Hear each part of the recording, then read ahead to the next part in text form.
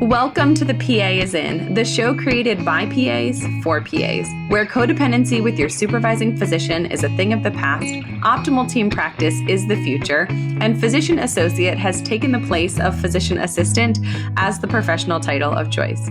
I'm Tracy Bingaman, and I'm obsessed with redefining what success as a PA looks like and what it feels like. Here you'll find the mindset shifts, systems, and processes I use to escape healthcare burnout and integrate my work into my life. Work-life balance is a myth, and an integrated life where you thrive professionally, not a balancing act, is the goal here. My mission is to help you to grow into a unicorn PA who loves their job, has abundant energy, time to spare, and work-optional financial freedom. The PA is in. Hey there, and welcome back to another episode of The PA is In. This episode is part of a series all about financial basics. We're going back to basics when it comes to money, finances, cash flow, investing, all of these things that make up our financial lives. We're going to unpack them one by one and give you just a really basic idea, things that you should know, terms that you should understand, place that you can start in terms of understanding, creating margin in your life when it comes to money. Welcome back, Sarah. I'm so excited to be talking about one of your and I's favorite topics. So thanks for being here. Thanks. I am so excited about this episode, and I've been looking forward to this the most as we've done this series. So I'm very excited. I feel like you and I nerd out around all things money, but especially around retirement. So today we're going to talk about how much money do we actually need to retire. So if you've been listening to these episodes on Roth versus traditional, on investing, on savings, on all of these things, and you have been thinking like, just tell me how I know if I have arrived or how I know how much I need to have saved and invested in order to retire, this episode is for you. So let's start out, Sarah, by talking about FIRE, or financial independence, retire early, what that means, and help us define that so we can launch into some of these calculations to figure out how much we need to retire. Yeah, I think in the past several years, maybe the past 10 years, the FIRE movement has been this big thing. And some people love it and are 100% on board. And some people think they're all crazy and none of it makes any sense. But I think there's definitely some truth in there. And I think the FIRE movement gets ragged on a lot because, especially for the RE, the retire early part of, okay, I just want to retire, stop working, and sit on a beach and drink margaritas or play golf all day and do nothing. But I also feel like the people who are pursuing FIRE and invested in retiring early and dedicated to this are, like PAs we're very dedicated people. And a lot of us are type A people, and we worked hard to get into school, to get through school, to be great PAs, that you're not just going to kind of give all that up to sit around and do nothing when you retire early. I think the benefit to that could be, hey, maybe I retire early and get a PRN job, or I can volunteer a lot more, or have other goals to reach. But I think today we're really going to just focus on the FI, the financial independence part of retire early, because I think that makes a good goal for people to shoot towards when you are investing all this money and you have your IRA and your 401k of, what am I doing with all of this? How do I know when I have enough? How do I know when I've reached the end? When can I actually retire? Do I need $10 million? How do I know? And I think that's one of the things that I really like about FIRE and financial independence is it gives you this number to shoot towards. Yeah. And I think that word retirement has a specific connotation, right? We think about age 65, we think about Social Security, we think about people being older, like having to slow down, wanting to slow down. And so to me, that financial independence just means then you get to choose. Like financial independence can work or not work or choose or travel or enjoy or do what you want to do. It doesn't necessarily have to look like quote unquote retirement, like hanging up my stethoscope, finishing practicing medicine, no more jobs, but rather work when you want or work how you want or do what you want. So it really is like financial independence, have choices, which is not a fun acronym. Doesn't roll off the tongue, but I agree. And that's why both of us are pursuing financial independence, is to have choices that don't revolve only around money, but what do we value? What do we want? What do we enjoy?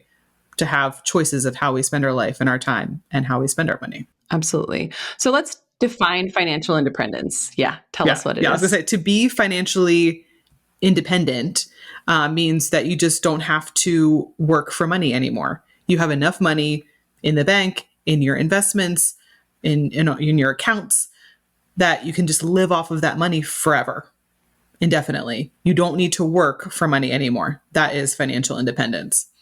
And so by definition, if you ever want to retire, whether that's retiring early or not, you have to be financially independent if you ever want to retire. So according to the US government and the Social Security Administration, full retirement age, official retirement, is if you were born in 1960 or later, which I think is most of us and our listeners, you have to be 67 years old for full retirement age. So if you want to retire before you're 67, if you want to retire when you're 65, when you're 64, technically that is retiring early according to Social Security. So I do feel like it's sort of time to reframe as people what retirement means. So I think historically it has been that age, right? 65 and a half, 67, however you're defining this.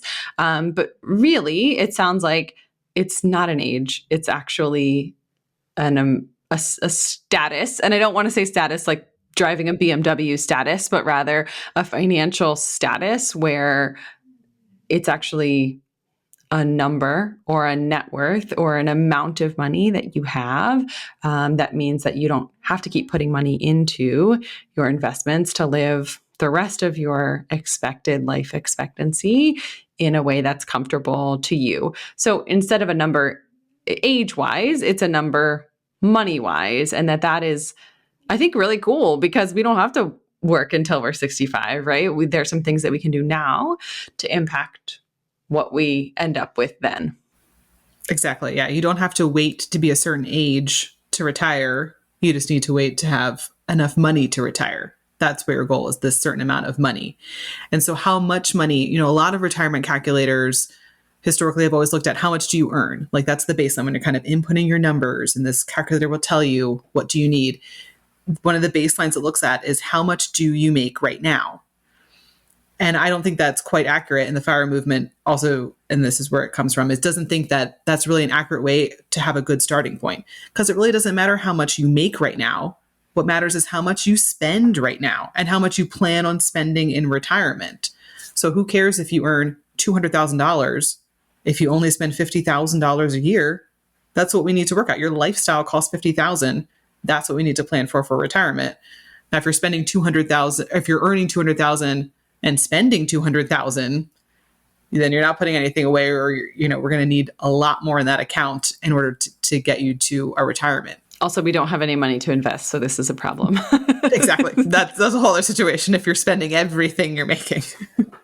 Yes. And that's another thing to think about when you do, even with these regular retirement calculators, is, okay, yes, I'm making $200,000, but I'm investing 25% in my 401k every year, and I'm putting away money in my IRA. So automatically at $200,000, I'm not living off of that. Why is this our baseline? Because I'm automatically putting 30% away in my retirement accounts. So I don't need this much to live off of. So that's why when the FIRE movement looks at things, it's looking at what are your expenses now, and let's go off of that. And you can adjust it some, when you get to retirement age, of looking at, okay, I'm spending $50,000 right now, and I think when I get to retirement, I'm going to spend less because I'm not going to be commuting, or my kids will be out of the house, and the kids are expensive, or hey, I think my expenses might actually be a little bit more because we plan on doing tons of traveling, or for whatever reason I anticipate very high healthcare costs, or it's a flexible number you can adjust, but I think it's a good starting point. As PAs, we know how to provide excellent care to our patients, but inevitably, there are work-related issues that leave us, stumped. It could be a question about reimbursement or malpractice insurance, or even renegotiating your contract. Or you might be looking for tips on having more effective conversations with patients and colleagues. Or maybe you want to move up in your career, but you're not sure if that means starting a new role, taking on a leadership position, or changing specialties. For everything I just mentioned, AAPA's Career Central has you covered. With more than 200 resources and a searchable database, you can find anything you need in minutes. Solve your next career challenge at aapa.org/career central.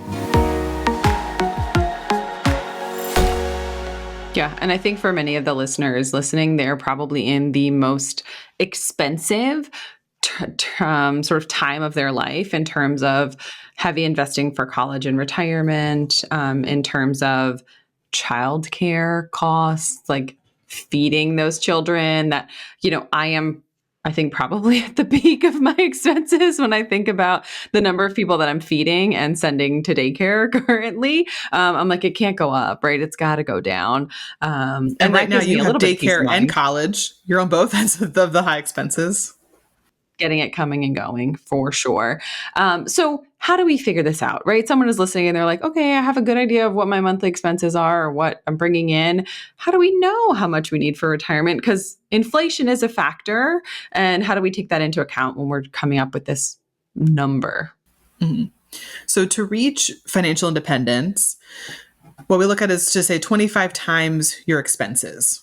Whatever that number is, that's your retirement number that you're shooting for. And this comes from a study that was done back in the 90s called the Trinity Study. It was published in 1998.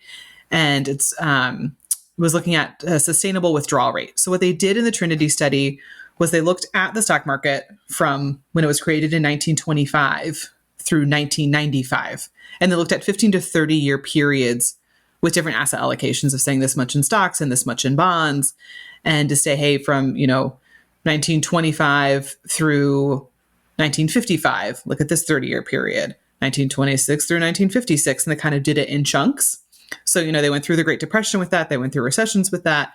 They went through all kind of, different periods of time to say, hey, to look at, what theoretically you're looking at a 30-year retirement timeline to say how much money, how could you withdraw in this 30-year period and still end up with something at the end.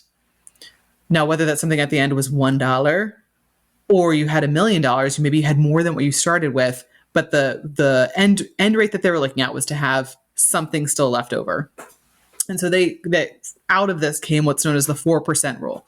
So according to the Trinity Study, in all of these 30-year periods that they looked at, no matter what the timeline was, whether it was a great time for the stock market, a great time for the economy, or it's one of the absolute worst times. If you were withdrawing 4% from your investments, you would still have money left over at the end of the 30-year period. So that's the baseline for where the FIRE movement comes from and how do you calculate your FI number and when will you reach financial independence or be able to retire is that's kind of the very basic of what it came out to be is you can withdraw 4% and you still have, a 97 to 100% chance of having money left over at the end. Now, again, is it you have $1 left? Could you really live off of that? Or you have more than what you started with? But the baseline is, we don't want to run out of money in retirement. And some people nowadays talk about, okay, well, this is, looking at a 30-year period, but I don't want to retire when I'm 67. I want to retire maybe when I'm 57. So again, this can be adjusted and it can be adjusted when you're in retirement. Are you going to retire completely and never work again? Maybe you adjust how much you're withdrawing of saying, hey, I'm not going to withdraw 4% every year. I'm only going to withdraw 3% this year. And you can make those adjustments in real time, in real life. The other thing with the Trinity Study is it did account for inflation. So this is inflation adjusted, meaning, as you withdraw from your accounts, it includes inflation in here. And so that's where it comes from. So they looked at a 30-year time period, but theoretically this could last indefinitely because in some of these scenarios, like I said, you had more money at 30 years than you did at the beginning of when they studied because the stock market went bananas and your money just grew and grew. So who knows what will happen in the future, but this is kind of the baseline that it looks like. So if you withdraw 4% of your money, taking the inverse of that is doing 25 times your expenses. So if you have $1 million in your accounts, you withdraw 4% of that every year. That's $40,000. That's how much you can live off of. So the inverse of that is saying, hey, I'm calculating up my yearly budget every year on just kind of my yearly expenses, insurance, whatever stuff we pay for. I spend $40,000 a year. Okay, what's 40,000 times 25? That's $1 million. So that's the number that you're shooting for in order to know, hey, I'm financially independent. I can retire. It's when I've made $1 million in my accounts. Confidence is so important in life, at work, and in business. And there is one thing I did years ago that skyrocketed my confidence. Feeling good makes such a difference in the way that we show up in the world. The Confidence Booster, one of the biggest ones ever, was a virtual color consult with Created Colorful. You sign up, tell them about yourself in a quick questionnaire, and then you take photos of yourself. No makeup, with natural lighting and various colors of fabric draped across your chest. Send in all those photos and one of the virtual color specialists reviews them. They send you an email with details on your season, your ideal colors, and knockout colors that are unique to you. Let me tell you, when I sit down behind this podcast microphone to record a video and I'm wearing a top in one of my knockout colors, I feel like an entirely different person. Add in some lipstick in my color palette and it's the chef's kiss of confidence and self-care. Use the discount code Tracy or the link in the show notes for $20 off any consult, gift consult, or bundle. And get ready to boost your confidence and simplify your wardrobe. Yeah, I feel like that is a good thing to just have a finger on the pulse of. I can remember pretty clearly when I was a kid, like listening to some nerdy financial shows or eventually podcasts with my dad and thinking, oh, to be a millionaire is like so much money, like so much money. Like it would be more money than you would ever need. And sometimes I run these numbers and I'm like, oh, it's actually not enough. Like it would need, I mean, depending on your lifestyle, like if you want to sustain the lifestyle that you're having.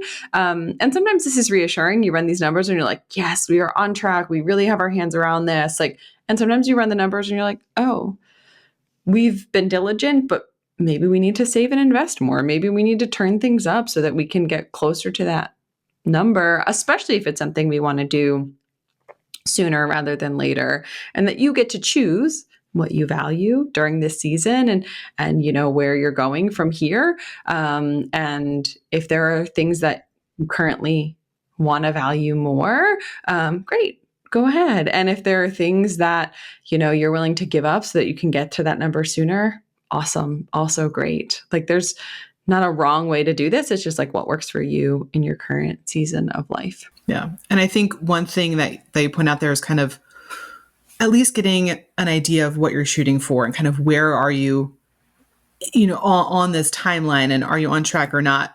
And another thing that some people hear with the fire movement is there can be different types of fire. There can be fat fire and lean fire and coast fire and barista fire and all these different kinds of fires. What is barista fire? I've never heard that one before. Oh yeah, there's good ones. So regular fire, like we just said, is 25 times your expenses. That's your goal. That's what you're looking for. Fat fire can be like, hey, I want to fatten this up. I want 30 times my expenses. Whether that just means, hey, I'm a super conservative person and I just want to be super conservative. I want to have extra padding, or to say like, hey, no, I want to live a really fluffy lifestyle and I don't want to ever worry about money. And I want to do all the things. I want to increase my lifestyle from what I have now. And I'm in retirement. I'm living it up. You want 30 times your expenses. Lean fire could be something of saying, kind of like what you said of just kind of cutting back a little bit, maybe scaling back currently in order to reach your numbers, or to say, hey, you know what, maybe I'll just scale back my lifestyle in general. Maybe we want to be more minimalistic. So lean fire could be something like 20 times your expenses, 20x of saying, you know, I can't live the same lifestyle I'm living right now, but I'm okay with cutting back. Or even maybe in your mind, you can say, hey, our goal is to be 25x and look, honey, look, we've made it to 20x. Technically, we've made it to lean fire, which means we could retire now. We could stop working and we have enough to live off of for 20 XR expenses. We won't be able to go out to eat all the time like we are now, or take tons of trips, or, buy all the things all the time. But like, hey, if we needed to and or wanted to, we could stop working right now, but we'd have to live a little leaner lifestyle. And then Barista Fire is something that came out of if you technically have enough to retire, but you might need something like health insurance.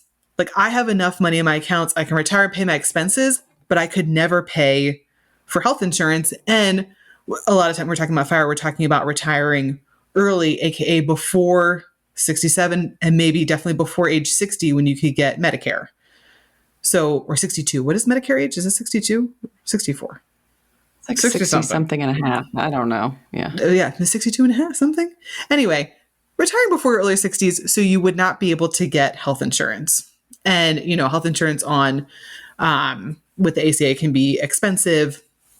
So Barista Fire came out of specifically people working at Starbucks. If you are a Starbucks employee, you get healthcare through Starbucks. And so you could say, hey, I think, don't quote me on that, but I think you might even just be able to be part-time employee and still get healthcare. And it's a little cheaper than trying to buy it on your own. And so this was, well, hey, I'll be a barista. I'll work at Starbucks 20 hours a week, whatever it is. And, it's a fun job, love my coffee, and I get health insurance, and I get some money on top of it that I don't technically even need because I have the money in my retirement accounts. I just need a job that pays me health insurance. So that's where Barista Fire came from. Now, whether you truly work at Starbucks or somewhere else, but like kind of that's the idea of I technically have enough except for this one thing. Usually it's health insurance. Coast Fire is something that I really like is when can you coast? Meaning you have enough in your accounts, not enough to retire today, but even if you never contributed another dollar, it will still compound over time. And with the power of compounding, when it reaches whatever age whether it's true retirement age of 67 or 65, or say, hey, I want to retire when I'm 59. If I don't touch my accounts again, if I stop contributing today, they will still compound and grow. And when I'm 59, it will reach the number that I want. So that's Coast 5 saying, I still need to work to pay my current expenses, but I could get a different job, cut back my hours, because technically I don't need to contribute to my retirement accounts anymore. I can just let them coast. I still need to work to pay my current bills, but like I don't need to worry about contributing because it'll compound and grow. Do you know what I thought of when you said Barista Fire for the first time? Yeah. Like, we're financially independent, but we're still getting fancy coffee. I was like, imagining, I'm like, listen, if this is a value of yours, then like, go it is an important line item in our budget. Get your lattes. Get your lattes. Awesome. So if people are like, this fire thing is new to me, I want to know more, we will link some resources in the show notes, but are there anything that you wanted to point people towards, specifically towards fire or choosing financial independence as they go forward? Yeah. I think the biggest thing, and I've mentioned this on previous episodes, is Choose FI is a big one. Choose FI. J.L. Collins, we mentioned last time with his book, A Simple Path to Wealth, and his website has all those same resources. They're great. John Bogle, Boglehead's books have been out for a long time. John Bogle was the one who created Vanguard and was a big proponent of index funds and kind of started that back in the 70s, I believe. He's a big one. The White Coat Investor is a physician who talks about FIRE and financial independence and how physicians specifically can invest and plan on retiring early. There's a lot of good ones out there, and I'll link them in there. Amanda Holden has a course called Invested Development. Liz Thames from Frugal Woods is a good one. She talks about being frugal and more of kind of the lean FI. There's Jamila with Journey to Launch. Tiffany Lichet is the Budgetnista. They have books and courses and lots of resources. So I'll link all of them in the show notes. Absolutely. And it is our hope that this Back to Basics series, which isn't over, we'll do a couple of more episodes on finances, is to like a little bit of like an appetizer, like whet your palate, remind you of some of these things, give you some of these basics. And if you do want to dive deeper, there are tons of great resources where if you are like, I've never thought that that was possible for me, or this is going to change the way that I look at budgeting and finances and the way that we live our life in terms of expenses now. Great. Like, we're glad that it's got you interested and excited about that. And there are so many other things that you could look at and be doing going forward. So thanks, Sarah, for sharing with us. You're welcome. Thanks for having me. Finances can be one of these topics that is just fraught with potential emotions, and that sometimes we don't feel that comfortable talking about money to the people in our lives. So I hope that this series of episodes serves as a guidepost for you and that you learn something to take back to your own management of your personal finances that puts you just 1% more in the direction of your money goals. Thank you, as always, for tuning in to another episode of The PA is In. That's all for today. This PA is out. Congratulations, you've just joined an awesome club. By listening to a full episode of The PA is In, you are officially on the Unicorn PA team. Welcome aboard. What most team members do is they subscribe to the podcast because that allows them to automatically get the latest episode of the show. The life of your dreams exists on the other side of taking action. Keep making small shifts and keep getting better. Your life will improve, your career will soar, and you will have the confidence you need to create your own success. I will see you in the next episode. This PA is out.